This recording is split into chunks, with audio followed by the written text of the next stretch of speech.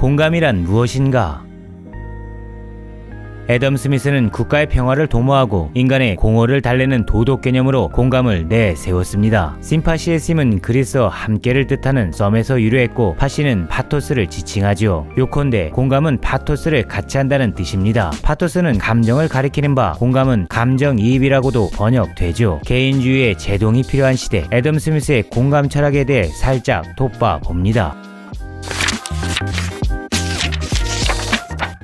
스미스는 자신의 주저 도덕감정론 서두에 이렇게 씁니다. 아무리 인간이 이기적이라 할지라도 타인의 행복과 불행에 관심을 가지게 하는 원리가 인간 본성에 명백히 내재해 있다. 기쁠 때 함께 웃고 슬플 때 더불어 오는 감정은 증명을 요하지 않는 하나의 명백한 사실입니다. 때문에 공감하면 동정하게 돼 있죠. 동정을 뜻하는 엠파시의 M은 인을 지칭합니다. 파시는 전술의 뜻 감정을 가리키기에 안으로 느끼는 감정이 동정인 셈이죠. 스미스는 공감과 동정을 중립적 방관자라는 개념으로 설명합니다. 중립적 방관자는 양심과도 같은 선험적인 도덕성이죠. 선험적이기에 증명이 필요 없습니다. 성선설이 그 기반이죠. 도덕을 개념으로 파악하는 것이 아니라 본원적 규정으로 파악하는 태도이자 도덕을 사유의 대상으로 두지 않는 입장입니다. 이는 아주 오래된 보수적 태도죠. 왜인가? 공감과 동정의 원리는 탁월한 인격을 주저하는 자비의 원리까지 확장하기 까다롭기 때문입니다. 니체는 도덕의 개보하게 이를 천민의 도덕 혹은 노예 도덕이라 비판했죠. 감정에 맹목적으로 지배당하는 도덕입니다. 그러나 많은 사람들이 감정의 지배를 받기에 니체의 주장이 옳다 해도 대안을 수색해야 사회의 안전은 존속할 수 있습니다. 스미스가 자비와 정의를 구분한 까닭이죠. 대안을 모색했던 것입니다. 어떤 대안인가? 스미스는 이타적 행위의 확장을 자비로 정의하고 이기적 행위의 제한을 정의로 규정했습니다. 그리고 정의를 자비 위에 두었죠. 공감을 바라기 전에 사회는 우선 정의로워야 한다는 뜻입니다. 스미스는 이렇게 도덕감정론에 씁니다.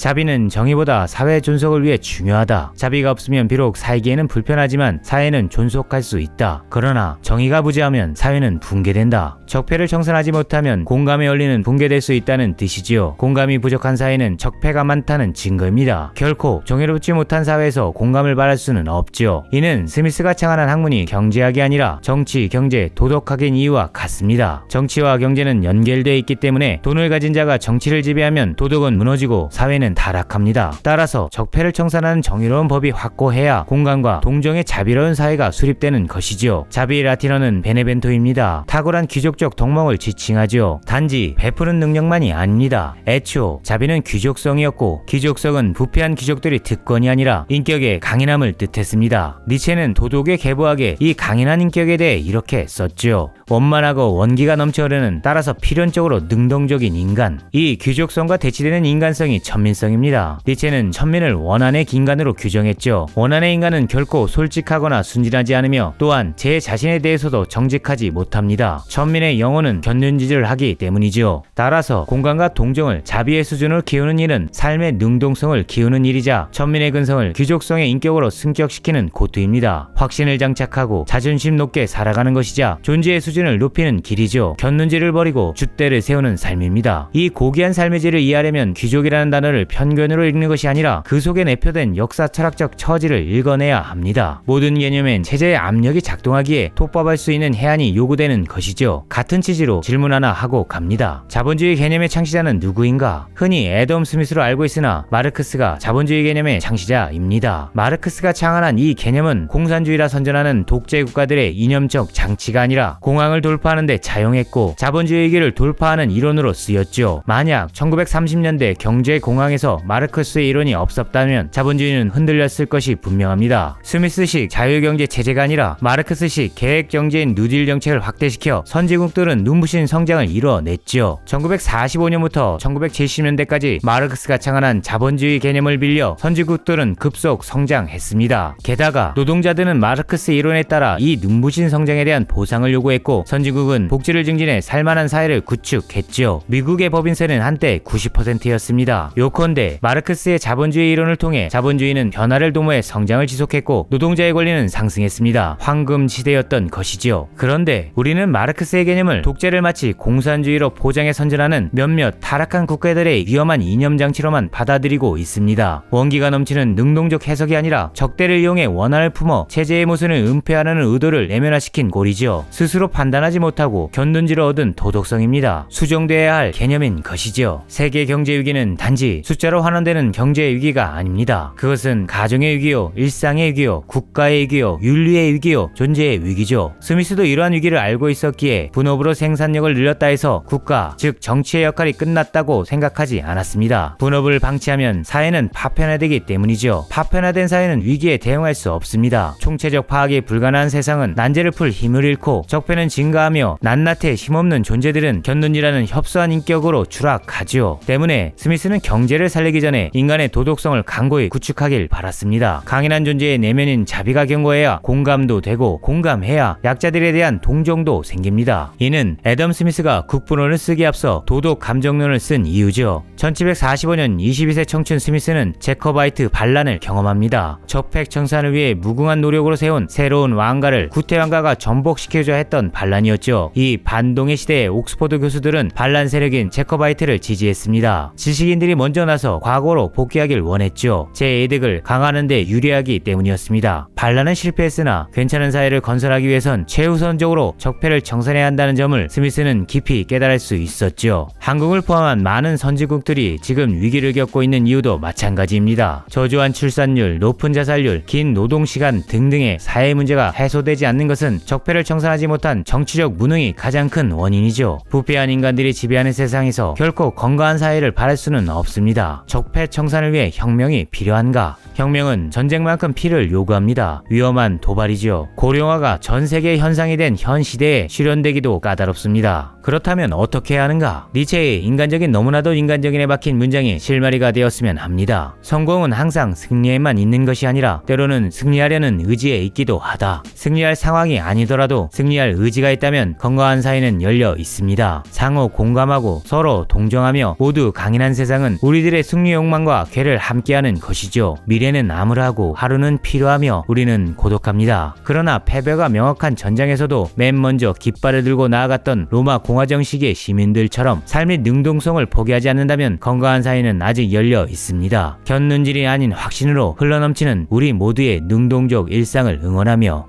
안녕. Paper Renaissance